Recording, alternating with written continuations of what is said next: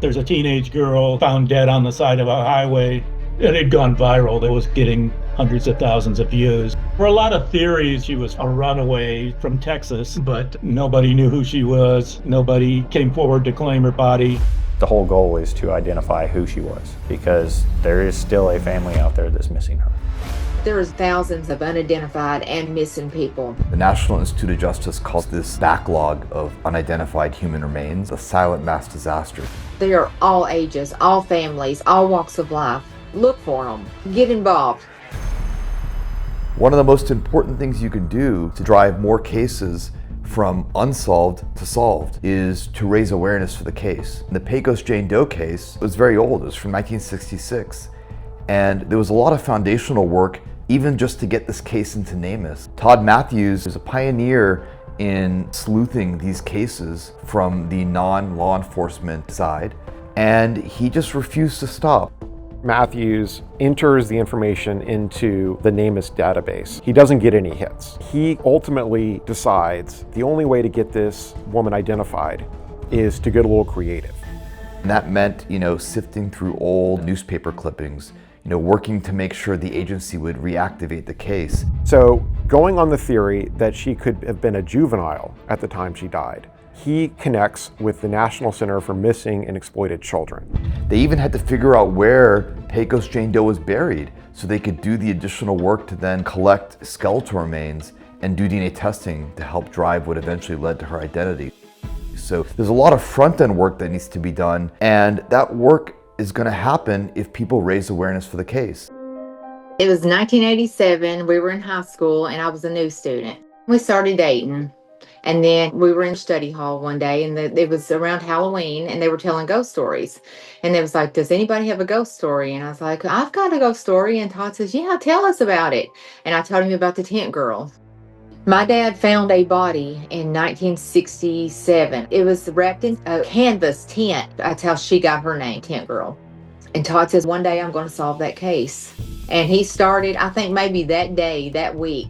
And Todd searched for 10 years. He did research, got newspaper clippings, put it on missing persons boards. And then when he got the internet, he got on this forum where people can go in and say that they have this missing person. Well, he was reading all these forums, years he read these forums, and he found one that matched the tent girl. And he woke me up and he said, Lori, I found her. And he called him the next morning, and we realized that that was definitely the same person.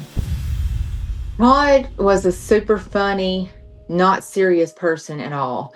When he got into cold cases, when he got into missing and unidentified, he just turned completely professional. But he lived everyday moments. He was just a happy, down-to-earth person. He lost a brother and sister at a very early age. I guess that was probably his driving force. He says, I couldn't imagine having a brother and sister out there, or my parents having a kid out there, and they did not know where that kid was. And he just became obsessed with it. And he's saying he needed to do more. He created a little group that was cold cases.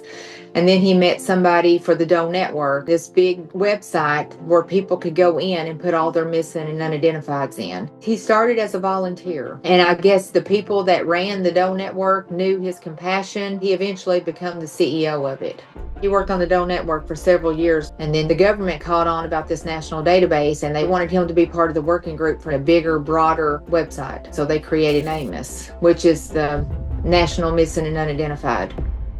We connected online over a mutual interest in helping reduce this backlog of unidentified human remains. He ended up dedicating a good part of his life to trying to make a dent in the number of unsolved cases that existed, and it's something that really spoke to me when we started Othram.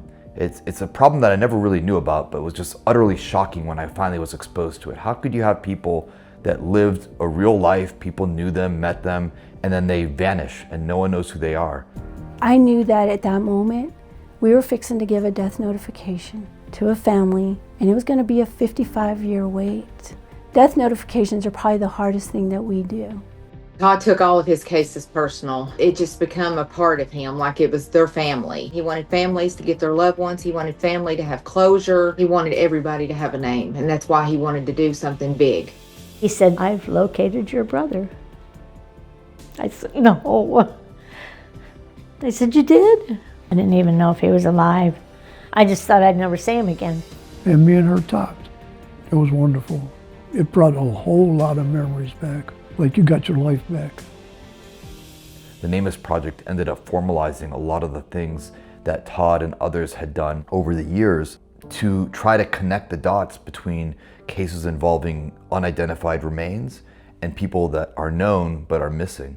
I think that is one of the importance of why he got into this. The tent girl, she was missing 20 miles away for 20 years. One town had a missing person and the other town had a found person, and they did not get together and work and find this person until Todd got involved. So that's the importance of why you need to have a national database. Police departments, TBI, they need to work together. They all need to work together, and that's what NamUs allows. Brandon reached out. He said that he had received information from Othram that the Campbell County Jane Doe's family had possibly been located. The family of baby girl who was found in Elk Valley had connections to the state of Indiana. So I was able to make a call, and I made contact with a brother, Randy Walker. Randy said yes, his sister was missing, and he was willing to provide a DNA test to help confirm if he was related to baby girl. From the original DNA, our lab went right to work and was able to make that identification, and then I was able to call Randy back and tell him this is definitely her. Baby girl was Tracy Sue Walker. Todd had kind of a long-range view of what we have to do to actually improve the infrastructure. He appreciated that there was a lot of pieces necessary, even the complexity of just getting a case into NamUs, collecting the right facts, making sure the data is good. In principle, when you use NamUs, you can compare unidentified persons records and missing persons records and connect the dots.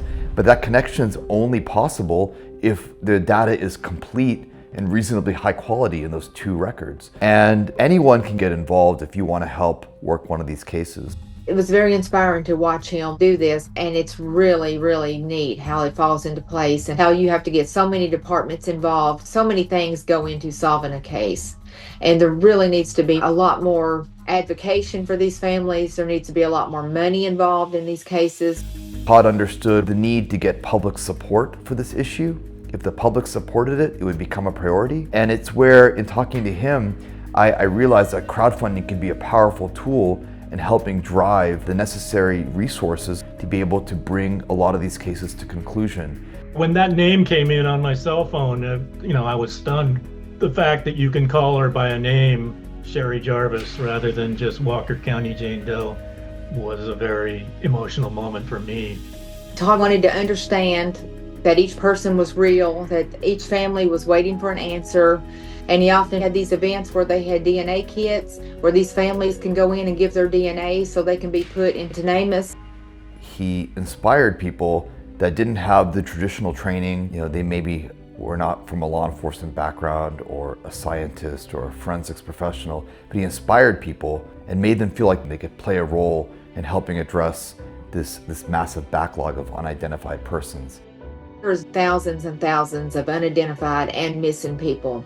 You should not have a body and a missing person and not be able to get together and figure out who they are.